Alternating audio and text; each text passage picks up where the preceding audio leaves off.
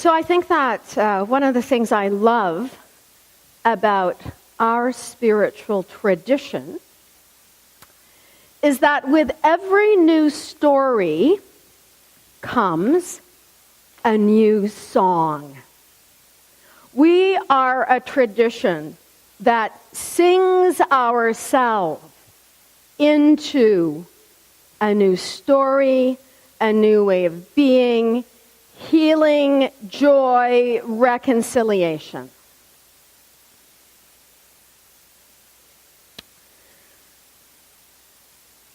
So I'm going to read from you this morning an excerpt from the book of Exodus, which outlines for us that which is among the foundational myths of the Israelite tradition, and that is the escape from Egypt. And with this escape made really a movie photo ready with the parting of the Red Sea, comes a new song to seal the new story. So, we can backtrack here for a moment, and we all know how hard it is to embrace new stories in our lives, which is why some of us show up here on a weekly basis to remember our new story, to remember that we don't need to be in slavery anymore, to remember the gifts of joy and gladness that we receive from the mystery we call God daily. But so often it's the old story that prevails, a la slavery in Egypt. So let's just think about that as a template for our wrestling constantly between slavery and liberation, oppression and freedom, etc. God said to Moses, "Stretch out your hand over the sea, and the waters will come back over the Egyptians, over their chariots, over their horsemen." Moses stretched his hand out over the sea as the day broke and the Egyptians were running. The sea returned to its place as before. And God dumped the Egyptians in the middle of the sea, and the waters returned, drowning the chariots and riders of Pharaoh's army that had chased after Israel. But the Israelites walked right through the middle of the sea on dry ground, the waters forming a wall to the right and to the left. And God delivered Israel that day from the oppression of the Egyptians. And Israel looked at the Egyptian dead washed up on the shore of the sea and realized the tremendous power that God had brought against the Egyptians. Pharaoh's horses and chariots and riders went into the sea, but the Israelites walked on dry land right through the middle. And when they got to the other side, Miriam, the prophetess, Aaron's sister, took a tambourine, and all the women followed her with tambourines and dancing, and Miriam led them in singing. Sing to our God a new song.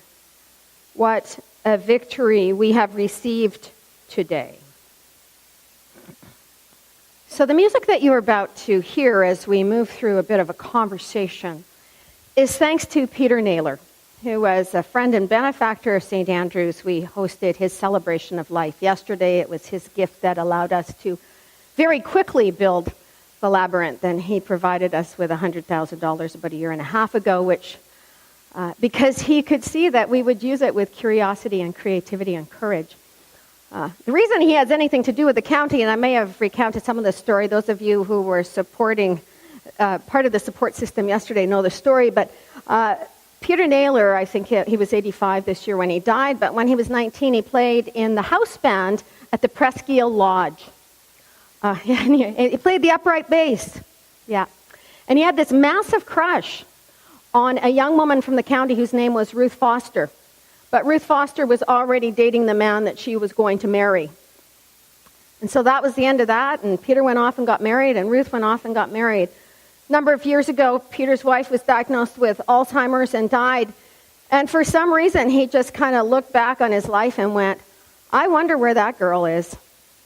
So he knew somebody who was in Brighton, who he'd worked with. He thought, that's kind of close to Prince Edward. He remembered Ruth's name, remembered her maiden name, and called up his friend and said, I need you to do something for me. I need you to find this woman.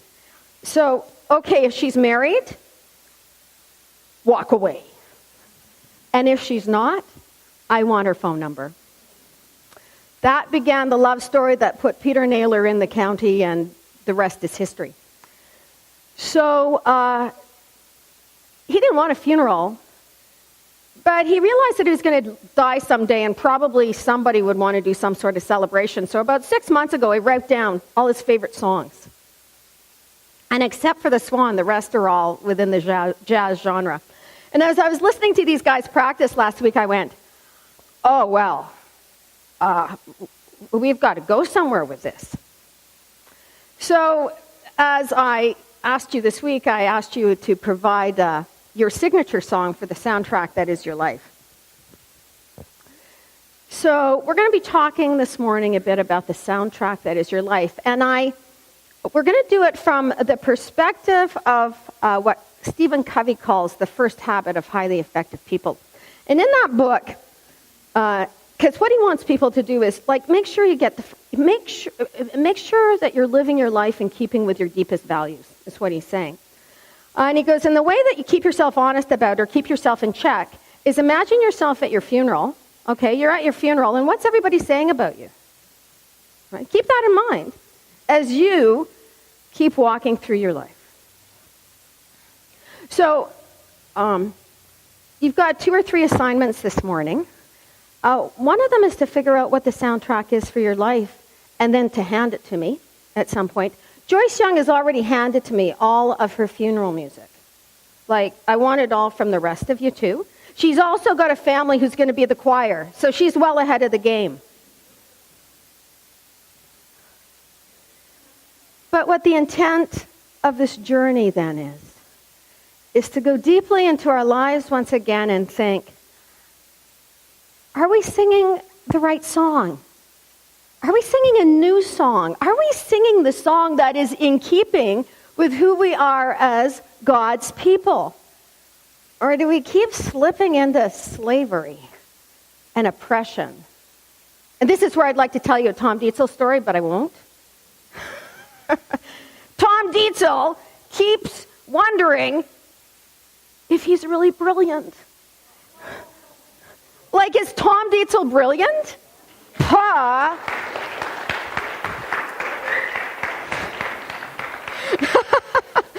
It's all right. We'll have another conversation in 3 weeks again, and then we'll have to do this again. But that's why we need one another, right? We need to hold one another accountable to living out of our new song. Because some of us all too often slide into our old one. My friend Bonnie can tell you all the old songs I slide into. You could have a really good conversation with her. She knows all the prisons that I land myself in.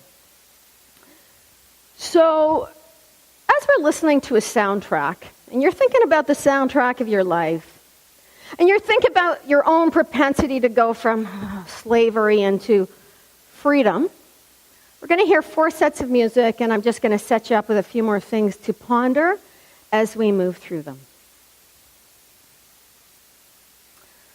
I love this quote. It's an invitation to think about what the dust is in our life. You know, the dust that accumulates and we don't even know it, and before you know it, we're not singing our new song. I wonder what the dust is that music or running on the beach or seeing a sunset or sitting in prayer and meditation needs to sweep out of your life. So when we read through the biblical testimony, we have all kinds of foundational stories that are in fact miraculous. The story that tells us of a small tribe that is liberated from slavery, from a despotic pharaoh, is miraculous. And stories such as that make up the better part of the biblical text. And I think we sometimes get caught up in, well, did it happen, did it not? That's really not the point.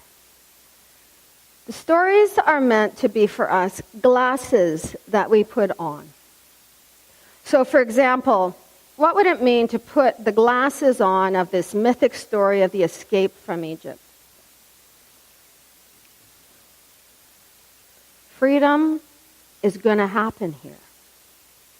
So you can live your life with those glasses that it's only going to be oppression and slavery and it will get worse. Or you can put the glasses of that new narrative and new song on, and the world changes. And that was much of the invitation of Jesus as well. Put on a different set of glasses, and in fact, the world will be different for you. So I love this quote by Mary Oliver. And I loved listening to Ruth, who discovered new love at the age of 77, and she used that word. She said, Lynn, it was a miracle. I highly recommend it. So, who knows what the root of your cynicism and despair and fear is? But what is the invitation for you today? To be open to the unimaginable, the gifts of the Spirit for your joy, your healing, your hope. So I think there are things that are part of our narratives that create more than just dust. It makes me think about an interview I heard a few weeks ago by a man, African American, a musician. His great-grandparents had been in slavery, and he was a musicologist as well, and the interview was about the spirituals. Music that came out of the context of slavery. And I guess the other thing that we have to acknowledge within the paradox is that we can be singing a new song although our circumstances do not change. And so when you're listening to these old spirituals, Deep River, My Home is Over Jordan, Let Us Break Bread Together, and I wish I could pull a half a dozen more out of my brain right now. But in singing those spirituals, and he talked about this, regardless of the fact that the manager was still in the corner holding a bullwhip in his hand, the slaves had this deep sense of already being in another kingdom, and it was the music that did it.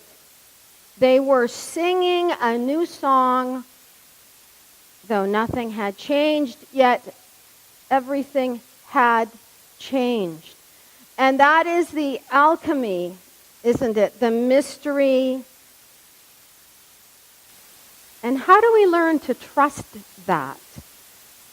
How do we learn to trust that although there are possibly deep secrets,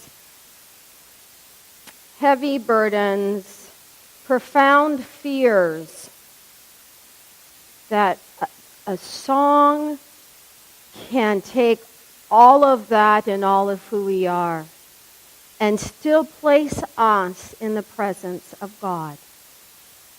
And in that place, all is forgiven, all is restored, all is healed. And we will live to sing our song for another day. I wonder what the invitation is for you at this time when thinking about those things that continue to wrap up your life, that are quite legitimate challenges. What is the song that needs to place you in that kingdom with a gracious, loving, compassionate, embracing God? So I was thinking about that song. I forget who sings it. I did it my way. Everybody sings it. Who made it famous? Did Sinatra make it famous? Didn't Elvis do it too? Does everybody do it? Yeah. So yeah, I was thinking about that, and I thought, oh, we all do it our way. Right?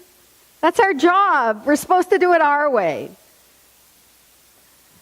So, final assignment, invitation. You know, I love the way the book Thief opens. It goes something like this. Here's the truth. You're gonna die. You know, and every once in a while, it's important to remember that this gift of life, sacred gift, enjoy it, embrace it, share it, nurture it, take it seriously, because it's going to end someday.